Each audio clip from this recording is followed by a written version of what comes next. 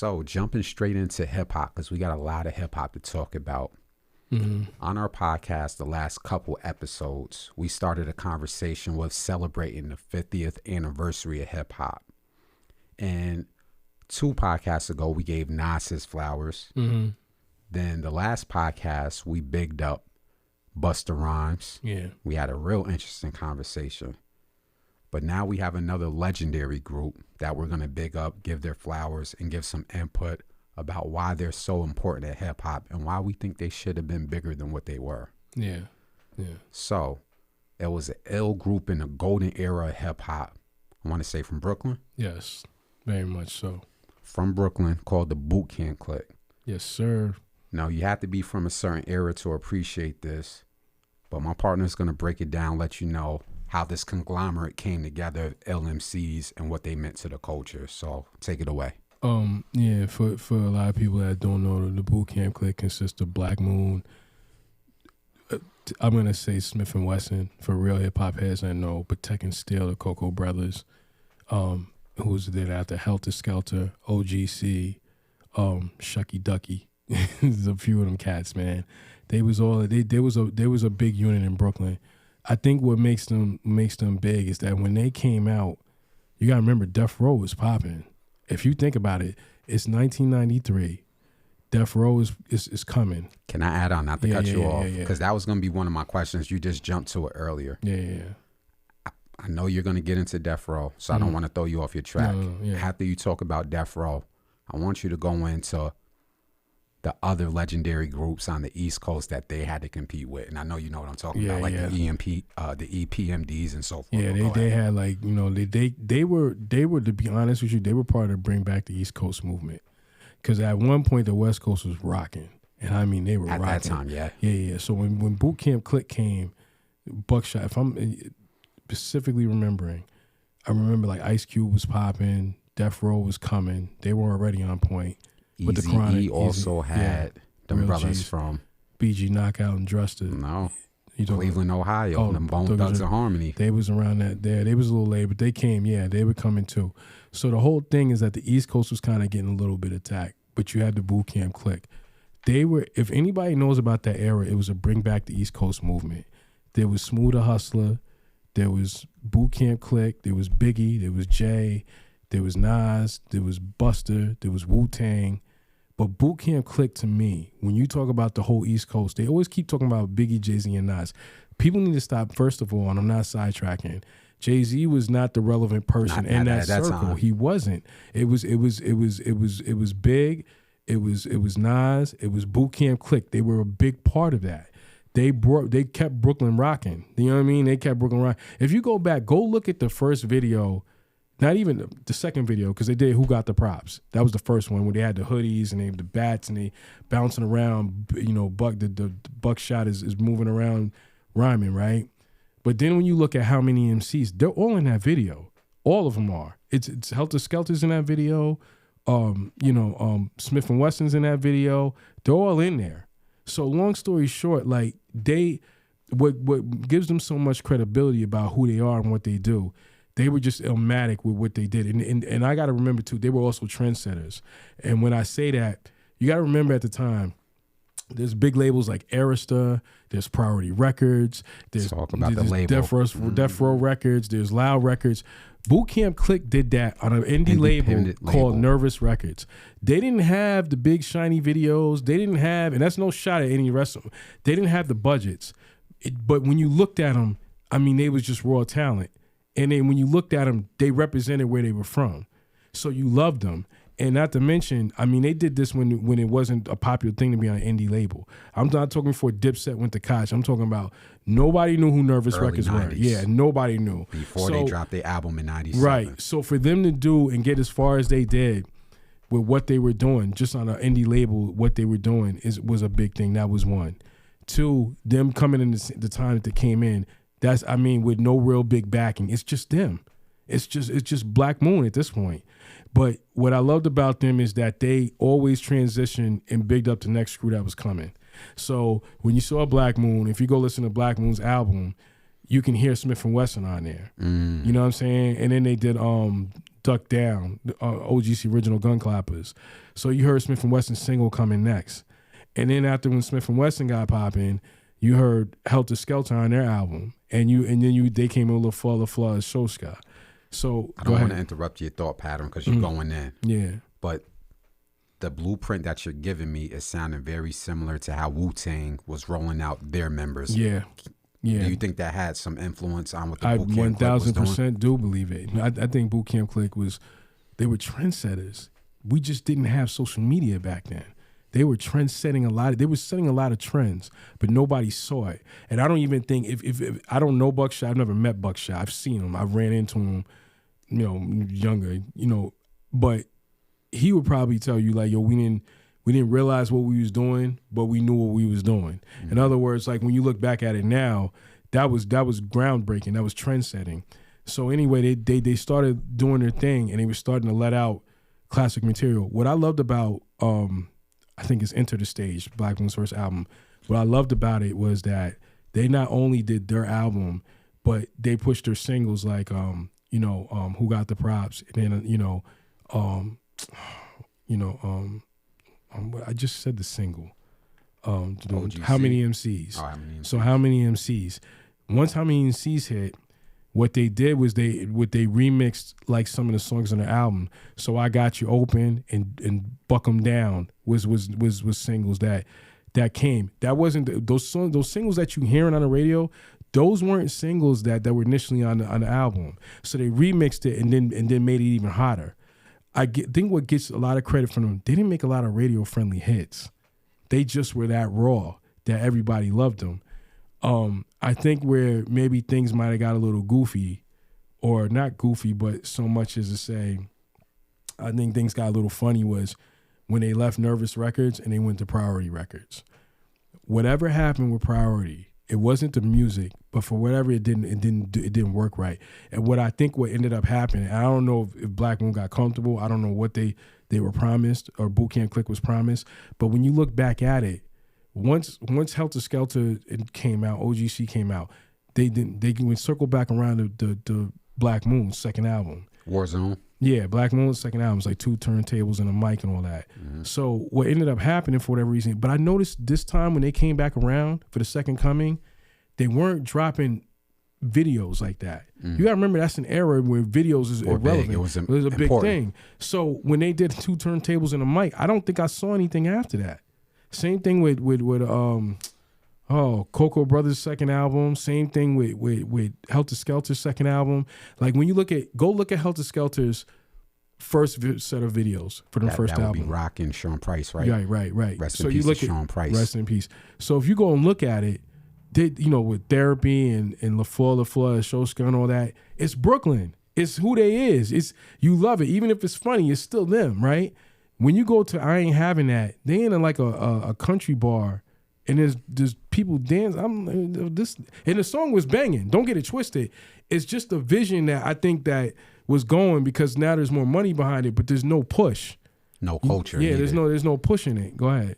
Let me add on to your point because as a young man, you got a chance to grow up in Brooklyn throughout certain years. Yeah. Being that that's your era, that was the soundtrack to the culture that you grew up in. What would be one of their tracks that spoke to your soul from a Brooklynite? That you said, man, me growing up in Brooklyn, that spoke to my soul, no matter what time period, whether it was early 90s or late 90s. If you could pick a song. For Black Moon, Duck 'Em Down. Buck 'Em Down. I'm sorry, not Duck 'Em Down. Buck 'Em Down. Buck 'Em Down and How Many MCs. Those for Black Moon. For Smith & Wesson, it's the joint where they dissing Biggie and Lil' Kim, man. They was getting that. Yeah, they did have a little problem. Yeah. They had a big problem. I think Sterling Wonder had an even worse problem. So I'm not gonna go there though with that. But they what was it? Oh my God, why am I missing this? But they, looking at my page, it's about that time to load up my 9 and do my daily crime. So that one is from Smith & Wesson. From Helter Skelter, I mean, What's the other joint? They was in Prospect Park doing that video for people that in Brooklyn. They was in Prospect Park. They was like running around like they were Indians. Yo, if you go look at the video, I'm gonna pull this up. But those is the kind of songs that spoke to me, you know, from Boot Camp Clik. I forgot the name of that joint. It'll come to you. You can skip over Yeah. and the reason why I asked you that question, because I think it's important to highlight their uniqueness. Yeah. Because now what we see in hip hop, we see an identity crisis from certain New York artists, where certain New York artists are sounding like they want to be drill artists from the Midwest, or they're rapping from artists in Atlanta. And what you're describing from the Boot Camp Clik and each individual member of groups was they was keeping it Brooklyn at a time and needed to be kept Brooklyn. Facts. Yeah, Operation Lockdown. That was that. If you go look at Operation Lockdown, that was crazy. They was like running around and they was like running around like they was like Indians and stuff, and they was in the woods. It's a crazy video. You got to see it. But if you see it, it's dope, man. And then as far as we might got footage. Yeah.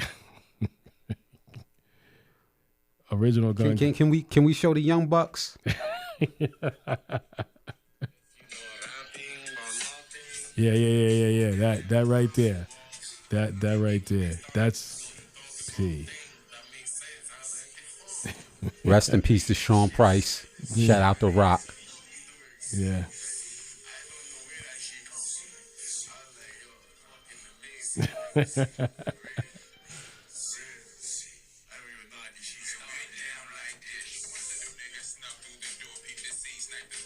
And he's telling the whole story.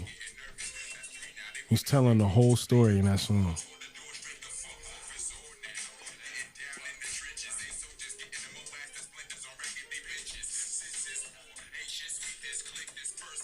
Talk Rock. That's someone to play for you young cats. That's before your time. Soundboy Burial. That's what it is. For Smith & Wesson. That was, oh my God. That was like, even though he was dissing Biggie and Kim. Now refresh my memory. Was it like the battle of who owns Brooklyn? Do you think that was it, or was it some other behind the scenes street stuff? That's a good question. I think it had to be something it came out of nowhere. And let me say, as a journalist, I'm not trying to instigate nothing for no internet views. I generally want to know because that's what it was. Because let me tell you, and this is we're gonna get into that before the 50th year is over. You're gonna what it was is Biggie did a cover. Okay. And he was the king of New York. And the source's fault. They put him as the king of New York. I never forgot this. Because it was kind of, I don't know, was it before the cover came out? But Biggie was being seen as the king of New York. Yeah. And a lot of Wu-Tang Clan didn't like that. A lot of artists they were not comfortable with that title. They was like, no, he is not us. Raekwon. Because when people hear Juicy and all that, and I mean it's a classic and all that, but when you look at Boot Camp, go look at the video of Juicy. That's the first video Biggie got, right? I mean, we all know he did Party and BS and all that. But I mean, that was Big's first real video. Go look at Buckshot's first video. What looks more Brooklyn? You get what I'm saying? So I mean, there's bits and pieces. There's bits and pieces. But a lot of artists from New York didn't feel like Big was the king of New York. He ain't the king of New York. That we don't all feel like that. So I think that was part of it that played a part in it. If I'm not mistaken, because Boot Camp wasn't the only one. They were just the only one really willing to showcase it. Yeah, because Ghostface and them said they said on a skit. They didn't really do anything on a video. Boot Camp in that video was showing that we don't rock with you, and this is what we think of you, and what you gonna do about it. That's what it was. I think that's what it was, man. You know what? And what I would like to say is, had Big would have never gotten that situation, I think it would have been healthy competition for New York. Yes, but I think they would have worked it out. Yeah, and it would have been something incredible. Facts. Super facts. You know, not dwelling on beefs and stuff. So we talked about how they kept it Brooklyn. Yeah. Are we in the middle of Drew High and them doing duck down management? Because that's an integral part of the Boot Camp Clik story. Yeah, Duck Down Records, yeah. Duck Down Records. Do you think that's talked about? Because, and the reason why I'm not talking about hip hop heads like me and you, because you know how long I was talking about, we need to go interview Drew Hive because of that story. Mm-hmm. Why isn't Duck Down Records talked about in the same manner as the Rockefellers and the Dipsets and so forth? Because from an underground perspective, who has had a bigger underground movement from New York outside of Duck Down Records? They got the Rusty Juxes, and they got so many ill. And I think Sky Zoo is over there. Yeah. And if he's not, my bad, but I thought Sky Zoo was affiliated with Duck Down Records. Yeah, they got so many ill underground MCs, man. Yeah, and I looked up one day, and they just weren't. I don't want to say the word they weren't relevant. Something just wasn't like they just stopped. It just looked like they stopped. I think they were trying to get out of that deal with Priority because nobody that's never talked about. I think Priority dropped the ball, but I think it's a combination of both. When you're on Nervous Records and you from Brooklyn, you ain't got nothing to lose, and you just independently moving, you're just doing what you want to do. So when you're on Priority and you drop an album, you're not making remixes to songs that you releasing. Buck 'em Down was not that was a remix people was listening to. He's like, yo, guy, hit him with a verse real quick to show him how you represent the Boot Camp Clik. Like that those songs weren't that wasn't on the original. So when you go back and look, when they got on Priority, it wasn't remixing the songs like that. La Flor Shoska, if anybody's ever heard the remix to it, it's insane. So they're not doing that on there. When they were on Nervous, they were doing it. When they went to Priority, they just released the album, dropped a video, and that was it. And it wasn't. See, when they was on Nervous, that you got Who Got the Props, which got them in the door. But how many MCs? That's when people started. Everybody was looking. So, and then when everybody was looking, here you come with I Got You Open. Here you come with Buck 'em Down. Here you come. You see what I'm saying? So now here comes Smith & Wesson with Bucktown, and that was just a single. I remember that. If I remember correctly, I was young when that came out. That was just a single. So So then here comes Smith & Wesson, and then here they come again. They remixed Recognize when they released their album, and they remixed something else. And then I think here comes Helter, and then they had Helter Skelter on the album. I forgot what rock was because I remember his voice was sticking out of the song. And then here comes my man G to my man Jeff. I ain't gonna say this whole government because I don't think he wants all that out there. But my man G, he put me on a Helter Skelter. Him, both. There was two people in my crew, both named Jeffs. One was he from down Nauru, and the other one was from BK. But both of them was hip hop heads, and they both had me on Helter Skelter. So Helter Skelter came, and then when they did La Flor Shoska, it just introduced the rest of the crew, and it blew them up. You know what I'm saying? So I was watching an old interview when Rock did an interview with Vlad TV, and he was asking him about the formation of Boot Camp Clik, and he said, well, at some point along the time, we all knew each other as kids, whether we bumped into each other or not. And this is before my era, but he was talking about how certain members were down with the Deceps in Brooklyn. Yeah. You could break that down? Yeah. What was that whole Decepticon era about, man? If you could say. From what I do know, Decepticons were a crew. They were moving in a way that a lot of rappers be rapping about but not really doing. I'm not going We don't got to get into it. I'm just, before cameras were everywhere in New York, you had to be who you said you was, and the Decepticons exactly who they were. They were kind of like the Lowlives. I don't know if people know who they are, but the Lowlives they were ruthless. You know what I'm saying? They kind of did their thing with the I think 50 put them in that power with the Raising Canaan. Yeah, I think he put. You saw when they was boosting and stuff like that. Yeah. Oh, that was only and one. That was just a little. That was just one little thing. That wasn't. Yeah, there's a whole nother story behind that. That was palatable for America to watch. Decepticons was they was no joke, man. They was who they said they was. But it's interesting. The reason why I wanted to bring that out because there's a certain thing that you said, being a part of the Decepticons, which again is before my era, so I'm not trying to act like I know about it. They had to be who they said they was. Yeah. And that's what they rapped about. Yeah. I think there's a certain level of authenticity during that time period of the golden era of hip hop in the 90s that made artists stick out, especially on the East Coast. When what you're talking about bringing the East Coast movement back. And where I wanted to go with this was there were a lot of groups that were coming out at that time. the Naughty by Natures, Yeah. the Onyxes, Yes. people who now we research like they was really rapping what they were living about. I ain't gonna go to the Ja Rules and the DM. I'm not gonna go down that, but just there were prominent groups on the East Coast, EPMD.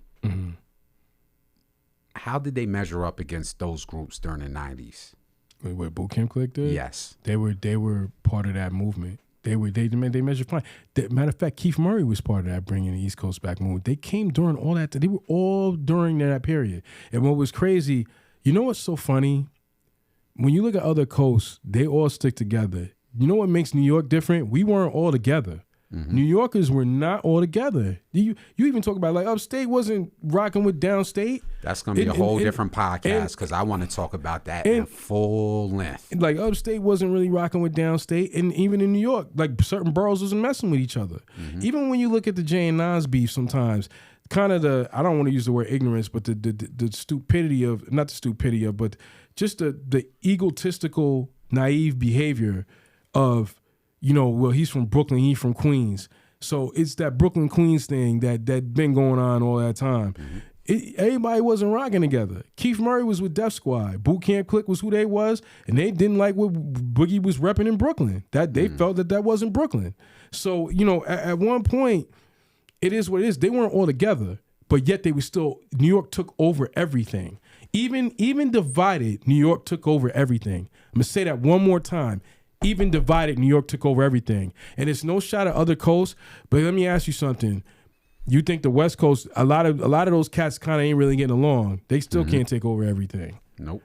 The only thing they was taking over when Death Row was popping. So they all was together. And that's not a shot, it's just facts. Same thing with down south. That's how they got popping.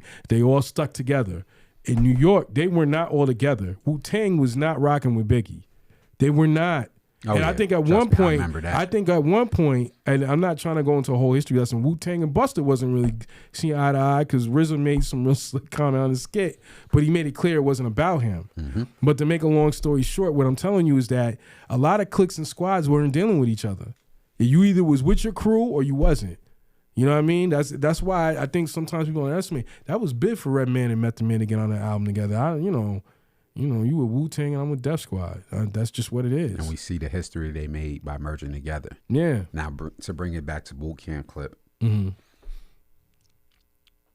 if you had to talk about certain crews that we just talked about, and we talked about them measuring up, where would you rank them as far as East Coast hip-hop groups? And you can pull out, I'm not saying pull them all out because there's a lot of known and underground. Yeah. But if you can rank them, whether it's 1 through 10 or 1 through 5, where would you rank them? Oh, boy, it's tough. They're in the top 10. Okay. It's just a debate whether they're in the top 5 or the lower bottom 5. When I say lower bottom, that's not a diss.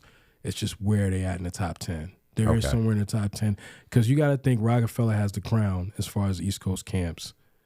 You said East Coast camps, right? Yes, we're just gonna do. When you just talk about East Coast camps, you definitely got to put Wu-Tang. You have to do Rockefeller. You have to do. Nobody wants to admit this. Hit Squad. They trendsetted a lot of things. I said Biggie. See, Biggie's camp is kind of hard. So you just want to say Biggie, Bad Boy, and Junior Mafia, whatever. You mix that all in. Who am I missing here? Rough Riders, Dipset, G-Unit, Murder Inc. Nobody wants to acknowledge it because of the way 50's rolling, but Murder Inc. is in there. I'm missing somebody in here. Terror Squad facts because of punning them. Who am I missing? I'm missing somebody in here. There's somebody I'm missing. I want to say Def Squad, but that's still with Eric Sermon and them. But, Def Squad, definitely, yeah, Def Squad. I'll put Def Squad in there. So you got them in the top 10. Yeah. Boot Camp is all in the middle of that. Because I think Boot Camp doesn't get they do not get the credibility they deserve. I'm telling you that. And that's where I was going with. Yeah, they don't. They don't get the credibility they deserve. They were on indie labels when there was no, and let me tell you, it's not like and that's not to be funny with you, like your era is like, with the era, I like that era too. with the, there's the mixtapes and the DVDs and all that. Kids were going to buy the stores and mixtapes. We bought mixtapes too, but it's not like what it is now, like with the CDs and then you got the DVD and all that. Like Boot Camp was doing that all then. They came out of nowhere. I'm being honest with you. They came out of nowhere. And when I kept hearing how many MCs, I was like, yo, who the F is this? Like, you know what I mean? Like, yo, these cats is rugged. You know what I mean? Like, it was what it was. I heard Who Got the Props. That's what put them on. Okay. When Who Got the Props came, they was on not Rap City, I'm sorry, Yo MTV Raps. They were on there, but that took a lot to do that from an indie label. That takes a lot to do. I don't think people understand that. They did that going to MTV, BET, and all those other platforms. They did that. Just what it is, man. That's what's up. What else would you... Okay, let me phrase it like this, because I don't want to say they're done, because they're still out here touring and doing shows. And if you could sum up their legacy, what would their legacy be as a group? The whole crew? Just in general, because we're talking about the Boot Camp Clik and giving them their flowers. So what would you give their legacy? I don't want to make it seem like they're following somebody. They were trendsetters. They were young, not kids, young artists from Brooklyn that had a lot to say, and they were very talented. And they didn't follow anybody. They did their own thing. They set their own trend, but that's a New York thing. Yeah. They set their own trend. They wasn't going to follow the trend. They were going to become the trend. And that's exactly what they did. And I want to say before Wu-Tang, they was a Wu-Tang. That was it. They before Wu-Tang, they were Wu-Tang. I mean, every one of them could have been solo artists. Every one of them. They just came out in crews. So you had Black Moon, Smith & Wesson, Helter Skelter, OGC. But all of them could have been independent artists. They could have been, independent solo artists. They just came out in crews. So I would definitely say trendsetters that helped rep Brooklyn and kept Brooklyn on the map when things were looking a little scary. And they also gave another option, a voice for BK in New York and the East Coast when maybe things weren't. I'm going to keep saying this, and it's not a diss. A lot of people say Big's the greatest and Frank White and all that. I'm telling you, I was around. I know from anybody that was a hip-hop head back then, whether you was a teenager from growing up then, everybody was not tuning with Biggie. They didn't like what he was repping. They don't like that, the Versace. We don't do it. Can I go there? Ahead. Yeah. Because you're just about to steal my question. Yeah, go ahead. Do you think, because this is at the time, if we're just going to be honest and go through a timeline of our culture and hip hop and what was going on in the 90s, we're fresh off the crack era. Yeah. Let's just be honest. So when you said people couldn't see themselves in Versace's, they were living rough, rugged, and raw. Yeah. Did the Boot Camp Clik, were they in those? No. April, what's her name? April Walker. Were they in the Walker Wear campaigns? They had their what did they have? They had their own stuff. Yeah. So the point I'm making is you know how you saw Pac in campaigns and Biggie in campaigns. Yeah. But Boot Camp Clik was wearing fatigues. They was dressing like a regular Brooklyn. I don't want to say the N-word, but you know where I'm going Brooklyn with it. Cats, yeah. That's like basically that's the point I'm trying to pull out what you're trying to say. Yeah. They were dressing like the people. So when you said Brooklyn saw themselves in a Boot Camp Clik, the average person in Brooklyn wasn't rocking Versace at that time. It wasn't doing that. Yeah. So they was kind of looking like, yo, man, you know, that ain't us. That's not who we are. That's just not. And I anybody that wants to contest that, go ahead, man. I know. I was listening to this. I was like back then, like we had to go looking. It's not that we had to go looking. All we had was the source. That's all we had back in the day. You had the source, mixtapes. I think Rap City started popping, but we had Yo MTV Raps in the radio. That was it. So I don't think that when you're listening, like Boot Camp didn't, Boot Camp. They spoke for a lot of people. A lot of people felt the same way they did. So I don't know how they did it in the end. I mean, I'm pretty sure maybe it wasn't a series of beef, but it did get physical. I'm not going to speak on what it was, but I'm just saying at the end of the day, they kind of repped what other people were feeling and saying. And it's definitely in the music and everything. I'm telling you, I was around for that. Nobody talks about that because Big is gone. Out of respect. Out of respect. But I'm telling you, he was not, everybody was not happy, dog. They were not. I'm telling you. So as a young lad, I got some stepbrothers, and we were fans of Bone Thugs and Harmony. And as kids, we used to like to pick our favorite, who's your favorite member, Crazy Bone or Lazy Bone. If I put you on the spot, who was Azar's favorite member out the Boot Camp Clik? You're going to put me on a spot like that, aren't you? You're a funny dude. I gotta say, Rock, definitely Rock. I just from Helter Skelter. Yeah. I liked everything he was doing. I liked everything he was saying. His voice alone was illmatic. Was pumping out a lot of them choruses. Yeah. Him and Buckshot. Buckshot was just an illmatic cat. It's just too bad Priority just messed that up. And we'll get into that conversation another time. But I remember a lot of labels messing up a lot of talent. I saw a lot of talent walk through a lot of labels, and I saw them screw it up. So I'm not going to keep going on and on, but at the end of the day is what I'm saying is Buckshot was that guy. He was that dude. But he never had a Dame. He never had a Puffy. He didn't have that guy. It was just him and Drew Ha. Just two young bulls figuring it out. I just want you to I want you to understand it. It may seem cool and okay now because ASAP Rocky and what's the young boy's name from BK that passed? ASAP Yams. Not Yams. ASAP Ferg. No, not the ASAP mob. The cat that died in Cali. The kid, man. I'm drawing a blank. Huh? PNB Rock. Not PNB. What's the other kid? He just he was in the strip club in the video. He had Vaughn? Huh? I don't know where Vaughn was from. Nah, he died in Atlanta. The dude that you remember he was in a house and they and Pop Smoke. Pop Smoke. Like I know it's okay for these young kids to come out and they got crews and they're nice and they can do that. I'm just telling you that during that era, when you don't have nobody backing you, but you and Drew Ha just doing your thing with a bunch of wild Brooklyn boys around you, it's kind of hard in an independent label and you that nice and somehow you broke through the door.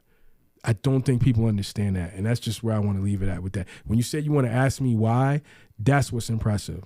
And they never sold their soul or never tried to make radio records to try to make themselves look like something to try to make you gravitate towards them. You gravitate toward their talent. Mm-hmm. They didn't have big hot video models. They didn't have the shiny cars. They didn't have that. It was talent, and what it was is like they told a story. And then when they weren't telling a story, they were just spitting on the mic, killing it. So, I mean, it was just hip-hop, man. That's the best way I can describe the Boot Camp Clik. That's what's up, man. We just did like a 30-minute convo bigging up the Boot Camp Clik, which was very prominent in the 90s. And we're going to continue to keep this conversation going because this 50th year of hip-hop is very important for our culture. And us as a podcast or whatever platform you want to say, I think we got to continue to do this and talk about the artists that are not being talked about, especially right now. And we're going to go into another hip-hop segment. And people will understand why